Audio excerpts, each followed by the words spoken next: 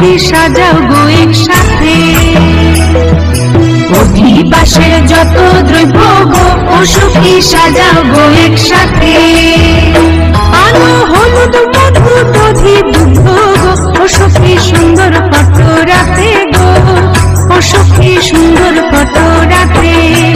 আজ সীতার অধিবাস গো ও সখী মিথিলা নগরে।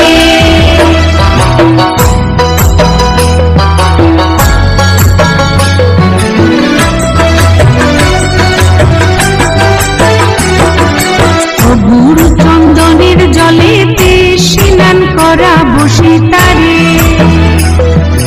ও গুরু চন্দনের জলেতে স্নান করাবো সীতারে।